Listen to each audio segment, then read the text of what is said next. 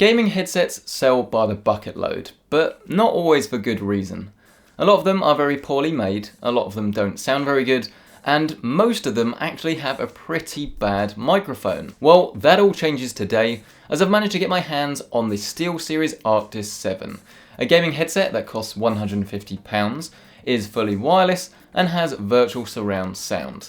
And while it's definitely not the absolute best sounding headset I've ever heard, it is actually the best gaming headset I have ever tested, and the reason for this is because, for starters, it's amazingly well built.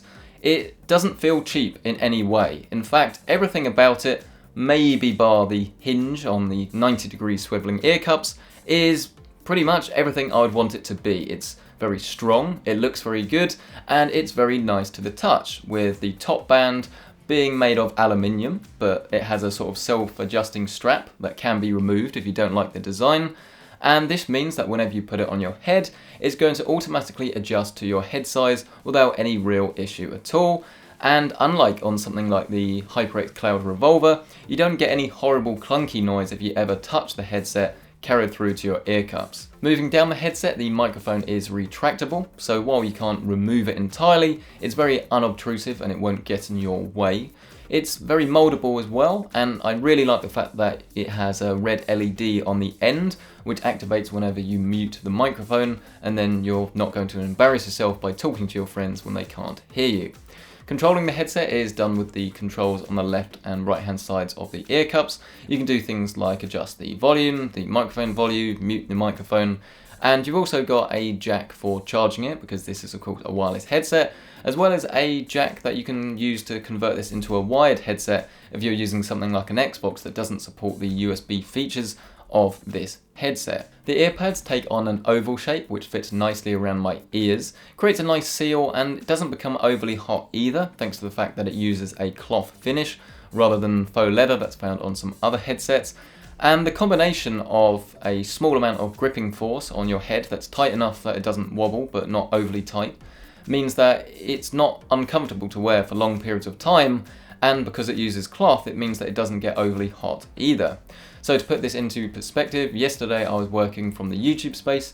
I think I had these on for around about 3 to 4 hours, although I did go to the toilet a couple of times, as glamorous as that is. And all in that time, I never sort of felt strain against my head. Even as a glasses wearer, I found these things incredibly comfortable to wear, which is exactly what you want from a headset, because chances are you are going to be wearing them for a very long time, because gaming sessions are around about 2.5 hours, or at least for me. Connecting this to your PC is done with a USB cable. You've got an adapter that's slightly larger than something like the Man O' War, which is tiny and tucks away into that headset. But the advantage here is that it's got a very neat party trick, that if you're using a 3.5mm jack for your speakers, then if you plug them into the headset receiver, whenever your headset is on, then it will automatically route the sound to your headset, and as soon as you turn it off, it will go back to the speakers.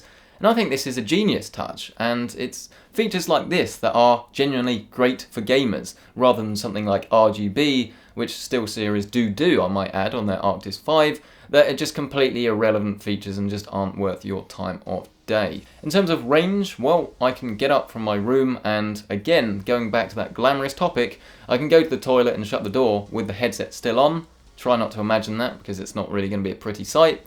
But I think that's pretty much the furthest anyone is going to go with their headset. And in terms of battery life, it's rated for over 20 hours. I think it's getting close to 24 hours. I can verify that this is going to be more than anyone is really going to need. And if you want to charge this every week or two, I think you're going to be absolutely fine and won't be running into any issues. Moving on to the audio quality portion of this review, and I have to say that I've been very, very impressed. And to be honest with you, I actually mostly use these headsets for working, so I'm listening to music for around about 70% of the time, and then playing games for 30%.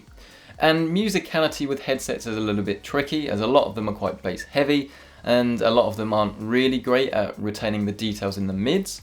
And while this still doesn't sound as good as a dedicated pair of headphones for around about £80, of which I refer to my Sennheiser Momentums, they actually get surprisingly close. It's a very clean sound. The low end isn't particularly powerful, but you can adjust this in the EQ if you do prefer that. but nothing really ever gets particularly muddy. I can very clearly hear the vocals as well as the instruments in the background, and as far as the highs are concerned, nothing really ever gets overly sharp.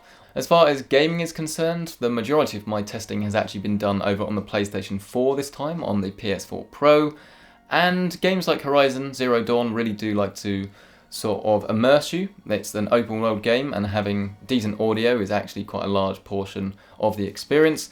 And I was able to listen to some of the soundtracks and sort of properly discover them that I hadn't really noticed before when using speakers.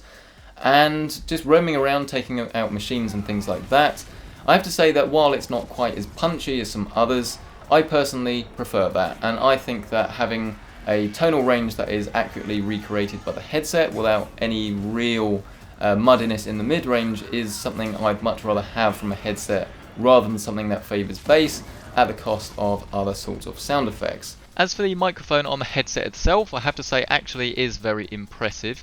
The background noise cancellation does a very good job of working. There isn't a pop filter though, which can sort of mean that your sounds will come across quite harsh, but it's not very nasally, which is actually quite unusual for a headset like this, and it's more than good enough for everything I would want to use it for. And that's probably a good point to wrap this up on. This headset costs at the moment around about £140–150. So it's cheaper than the Razer Man of War, or at least at RRP it's cheaper than the Razer Man of War. And it is significantly better built, it's got more features, it can be used in wired mode if you want to use this with an Xbox. The sound quality I would say is better, it's a lot more comfortable to wear, and the wireless strength and range are excellent with battery life that lasts. I honestly don't know what more I'd want from a headset. Yes, you could say the audio quality should be something like a dedicated pair of headphones, but realistically you're paying for the overall package, and the overall package here is ridiculously strong. There's not really anything I would want changed about it, which is something that I'm really surprised I'm saying about a headset, because I think I'm quite picky when it comes to headsets. A lot of people will say, why are you moaning about the build quality, it doesn't matter, why are you going to do all of this stuff? And I'll tell you why I moan about it, because when something like this, the Arctis 7 comes along and just smashes the competition in pretty much every respect, you've really got to take a bow and appreciate how it should be done versus how it can be done. And so, there you go, the Arctis 7. A massive thank you to SteelSeries for providing this review sample, and a massive thank you for you guys for watching this video, and of course recommending that I test this out. I'm interested to hear what you want me to test next, so do leave it down in the comments below. I hope this proves that I do indeed listen to what you guys have to say. And like this video if you liked it, and subscribe for more videos just like this, and click the I for more headset reviews. Massive thank you once again, and I'll see you in the next one.